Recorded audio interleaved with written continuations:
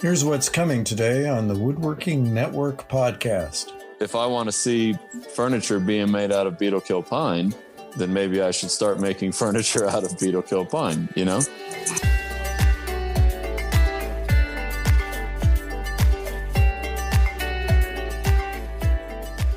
Welcome to this episode of the Woodworking Network podcast. Join us as we explore the business of woodworking, big and small, and what it takes to succeed. I'm Will Sampson. Today's episode is sponsored by the Wood Pro Expo.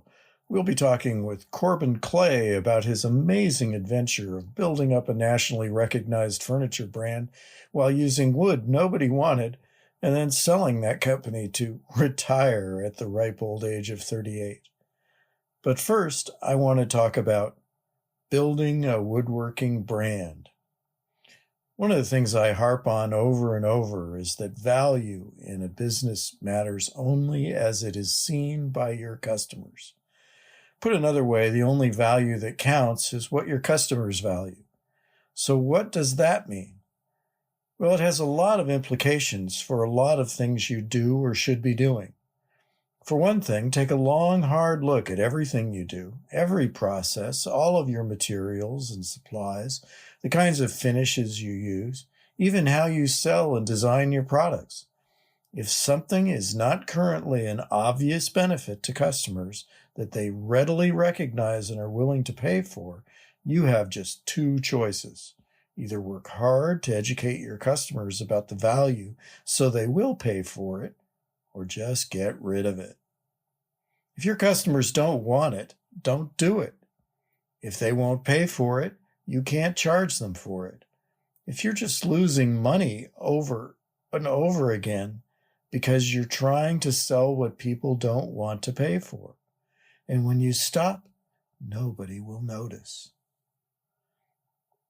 On the other hand, if you can address a real customer need or desire and can easily demonstrate how your products do that, you add big value to your product that you can harvest easily from your customers.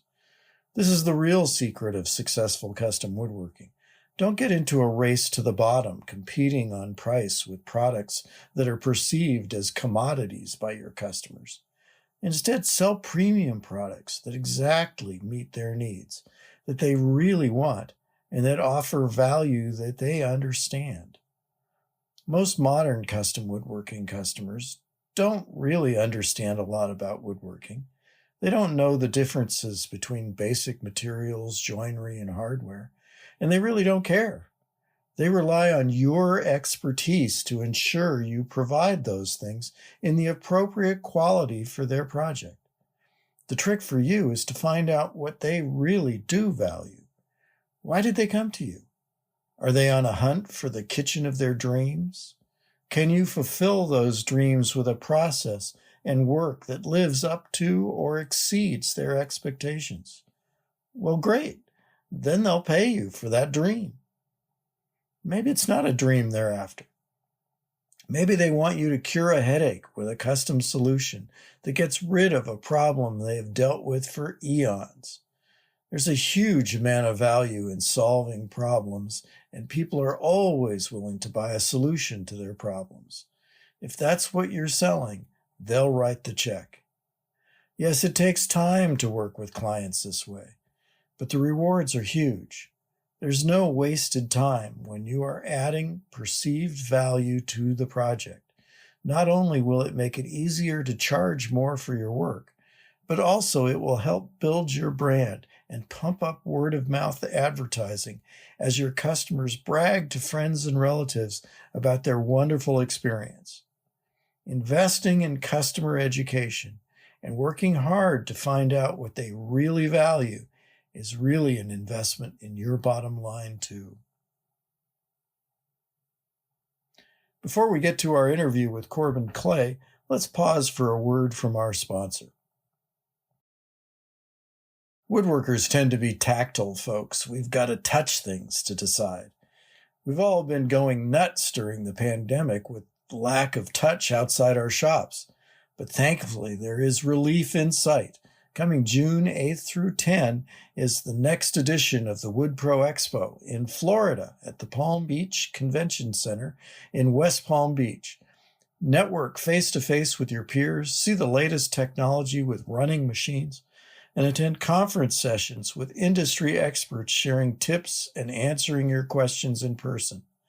Learn more at woodworkingnetwork.com/events/wood-pro-expo.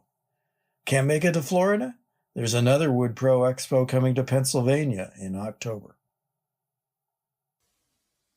Today, I'm pleased to have as my guest Corbin Clay, founder of Azure Furniture in Colorado. Welcome to the Woodworking Network podcast, Corbin. Hello, thank you for having me. Nice to be here. It's great to have you. I want to talk with you mostly today about the issue of creating value in a business that goes beyond the owner. But first, let's get a little background. How did you get started in woodworking? So I didn't go to college.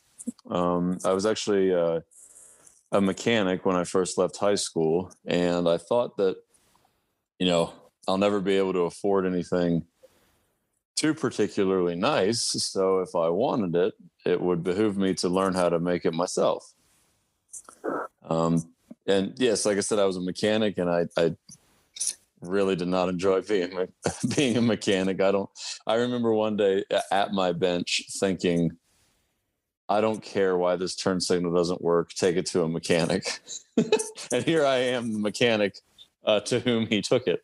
But anyway, I took a remodeling job in the newspaper back then, and fell in love with it.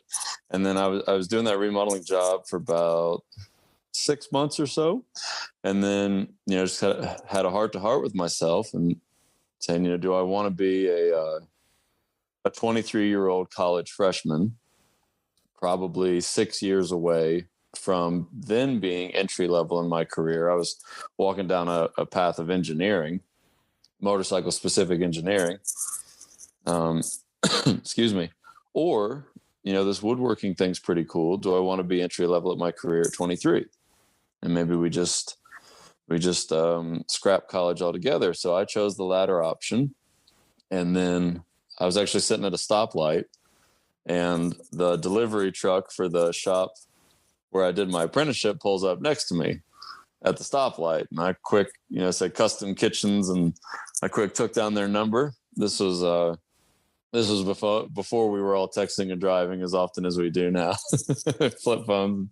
So I just quick jotted it down, and I called them a few days later and just said, I don't know how much I know, because I've only been doing this for 6 months. I don't know if I'm ahead of the game or behind the game, but either way, I'll be the hardest damn worker you'll ever have on staff, any room. And they hired me. They took a chance on me. So did an apprenticeship there, very unofficial apprenticeship, but it was about 2 years, 6 months on install, 6 months in the shop building, and then another year in the finishing department.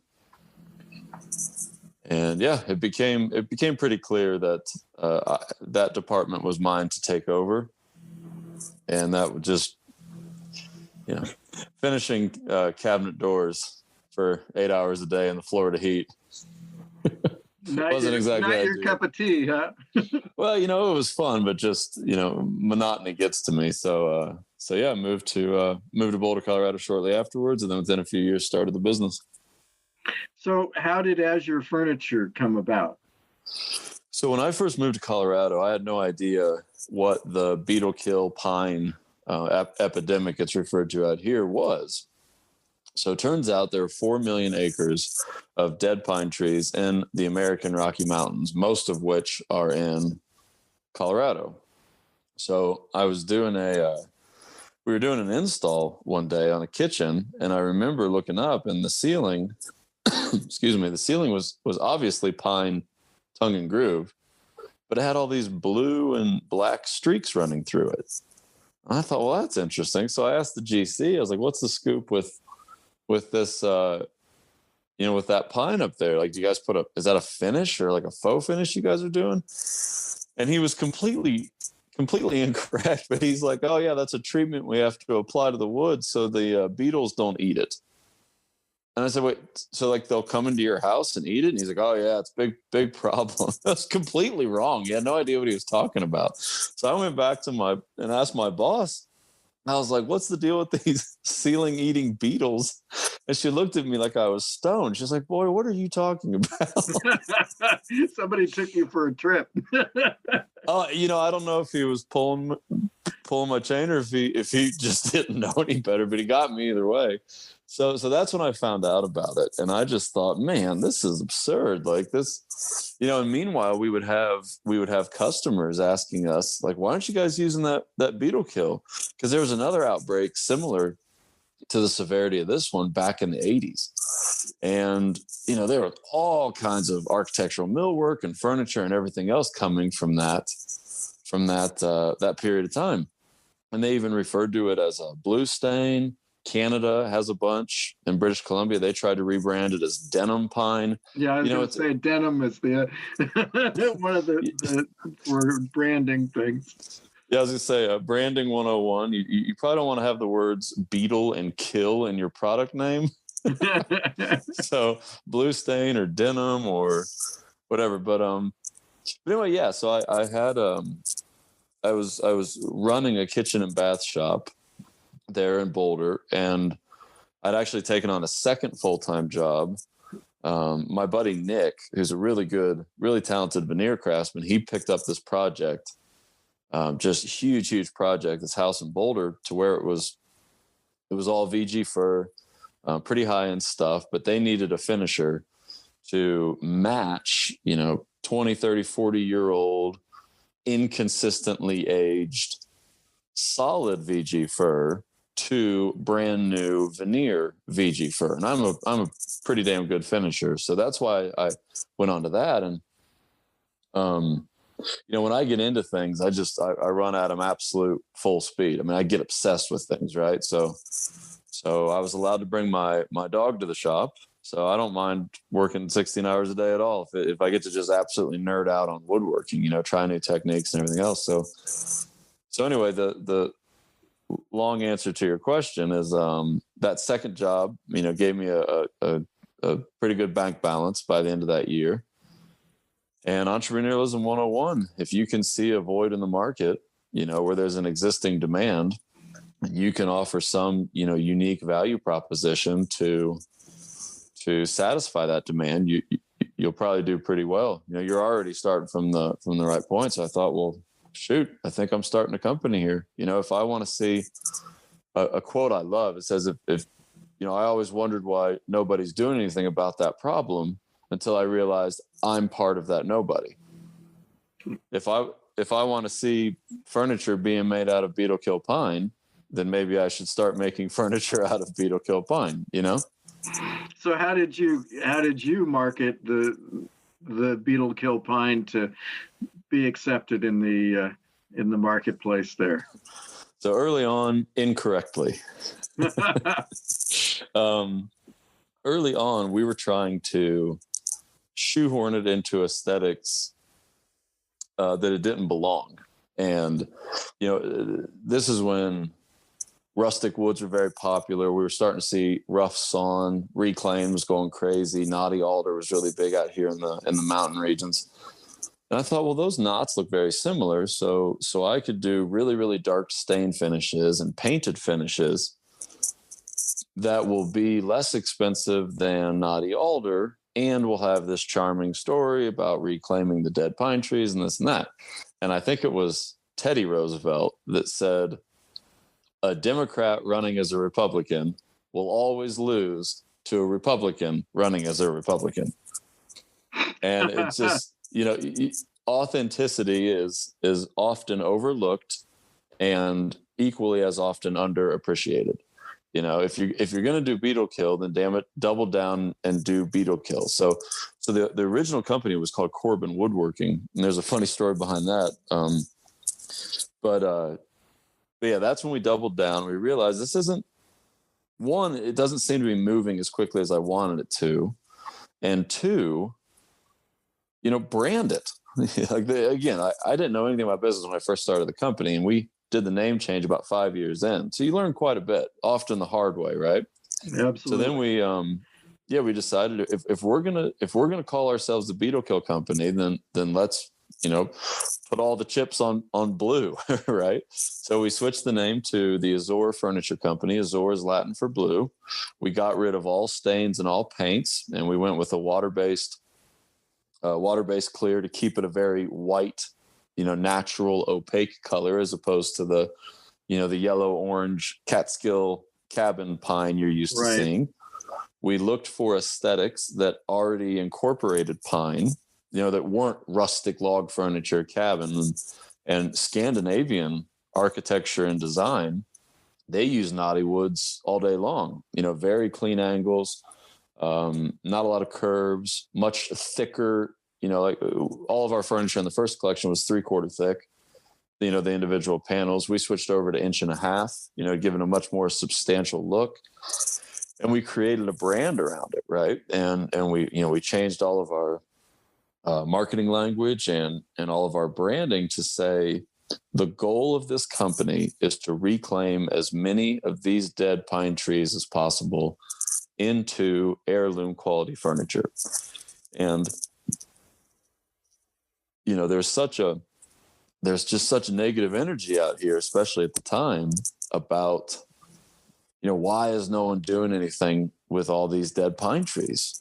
No one being vague, right? Why aren't we making pencils out of it? Why aren't we making paper out of it? 2x4s, on and on. Right. So, if you can alleviate a tension point in culture, a frustration for somebody with your product or service, you're going to do pretty well. And that's exactly what we were doing. We were saying, hey, we're making tables out of it. We're making, chairs, beds, on and on and on. So then how were you selling it? Were you selling it direct to customers or through galleries, or how were you selling?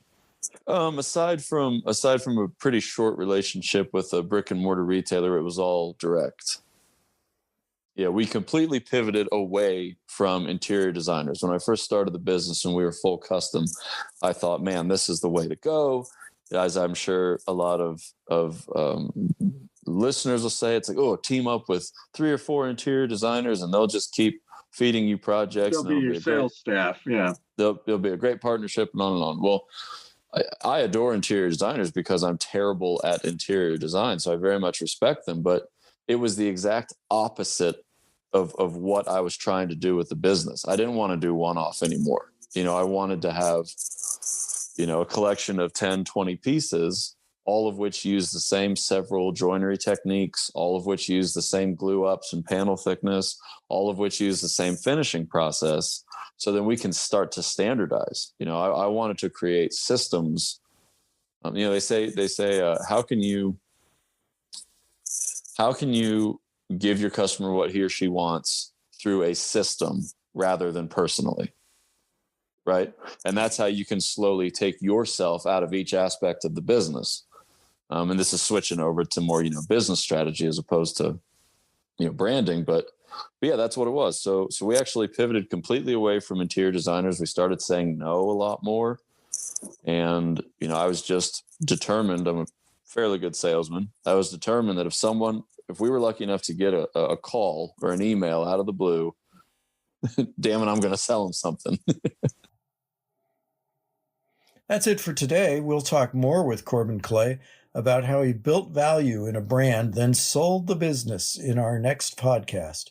If you are looking for more of our podcasts, you can find all of them at woodworkingnetwork.com/podcasts and in popular podcast channels. Be sure to subscribe so you don't miss a single episode. Thanks again to today's sponsor, Wood Pro Expo. If you have a comment or topic you'd like us to explore, contact me at will.sampson@woodworkingnetwork.com. Thanks for listening.